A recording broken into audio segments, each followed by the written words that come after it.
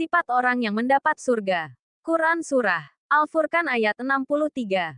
Wa ibadur rahmanil lazina yamsuna alal ardi haunanu wa izahata bahumul jahiluna qalu salama. Adapun hamba-hamba Tuhan yang Maha Pengasih itu adalah orang-orang yang berjalan di bumi dengan rendah hati, dan apabila orang-orang bodoh menyapa mereka dengan kata-kata yang menghina, mereka mengucapkan salam. Jika pada ayat-ayat yang lalu disebutkan sifat-sifat orang kafir yang tidak mau bersujud kepada Allah, pada ayat berikut ini disebutkan ciri dan sifat ibadur Rahman atau para pengabdi Allah. Adapun hamba-hamba Tuhan yang Maha Pengasih itu adalah orang-orang yang berjalan di bumi dengan rendah hati, tidak dibuat-buat, tapi berjalan secara wajar, tidak menyombongkan diri dalam sikap dan tindakan. Karena dia tahu bahwa sikap itu tidak terpuji, akan mengakibatkan hal-hal yang negatif dalam pergaulan.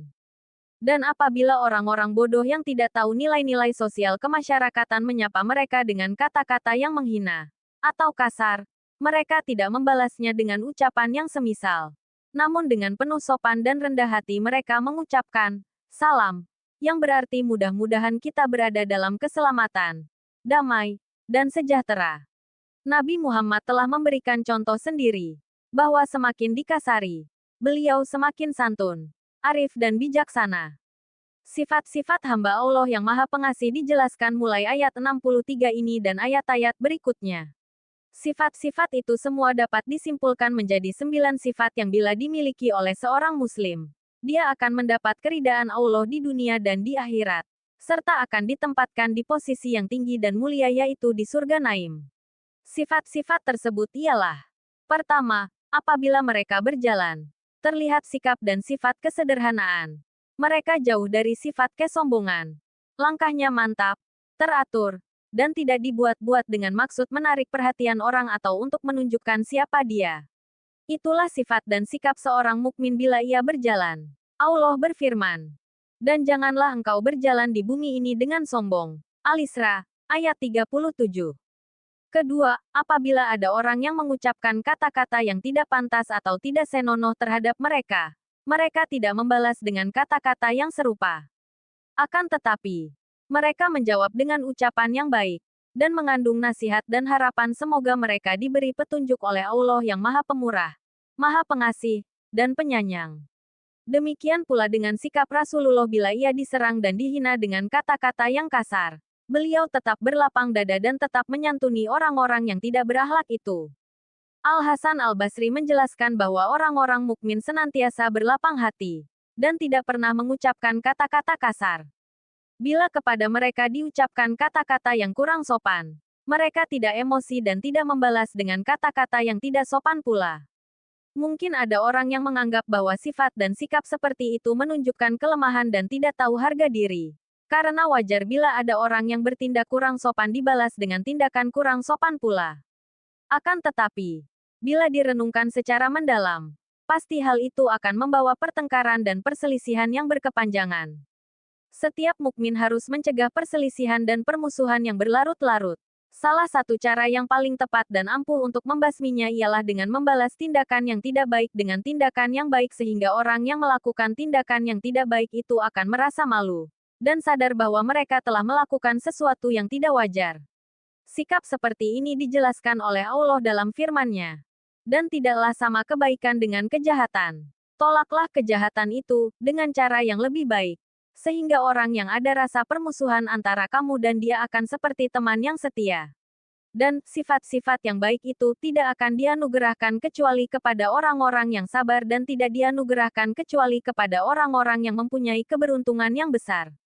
Fusilat ayat 34-35.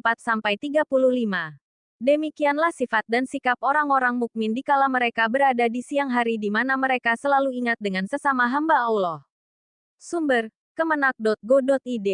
Sikap seorang mukmin yang beriman dalam menghadapi ketidaksenangan, kebencian, atau upaya menghalangi dakwah harus mencerminkan akhlak mulia yang diajarkan oleh Islam. Berikut beberapa langkah yang bisa dilakukan.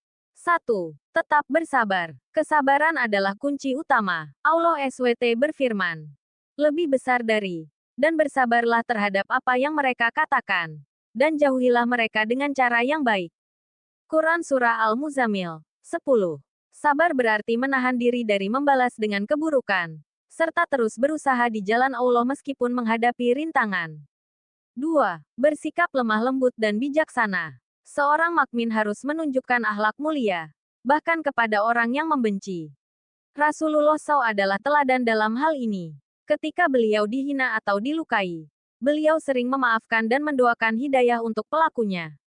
Lebih besar dari, tolaklah kejahatan itu, dengan cara yang lebih baik. Maka tiba-tiba orang yang antaramu dan dia ada permusuhan seolah-olah telah menjadi teman yang sangat setia. Quran Surah Fusilat 34. 3. Tetap berpegang pada kebenaran. Dakwah tidak boleh berhenti hanya karena kebencian atau tekanan. Namun, cara penyampaiannya harus penuh hikmah.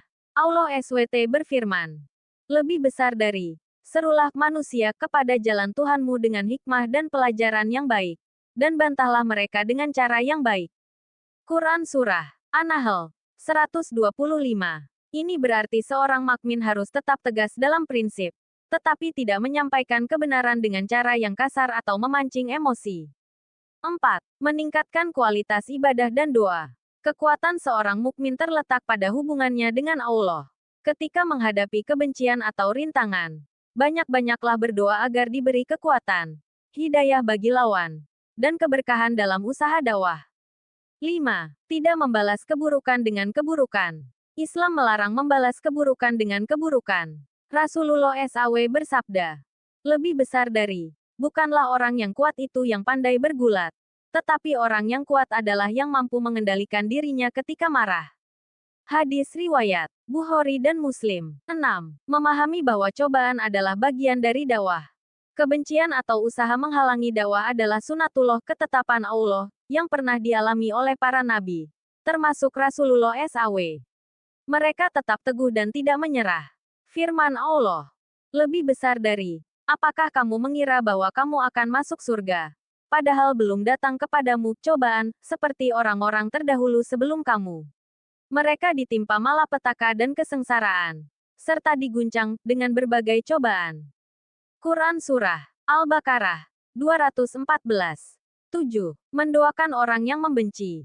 Salah satu bentuk akhlak tinggi adalah mendoakan orang yang membenci agar mendapat hidayah, seperti yang dilakukan Rasulullah SAW terhadap penduduk Taif. Hal ini menunjukkan hati yang lapang dan niat tulus dalam dakwah. 8. Evaluasi diri dan strategi dakwah. Kadang, kebencian muncul karena kesalahan dalam penyampaian atau ketidaksesuaian strategi dakwah. Maka, evaluasilah diri, perbaiki metode, dan mintalah nasihat dari orang-orang yang berilmu. Seorang mukmin harus menyadari bahwa tugasnya hanya menyampaikan kebenaran dengan cara terbaik, sementara hasilnya diserahkan kepada Allah SWT. Tetaplah tegar, berakhlak mulia, dan jadikan dakwah sebagai bentuk pengabdian kepadanya.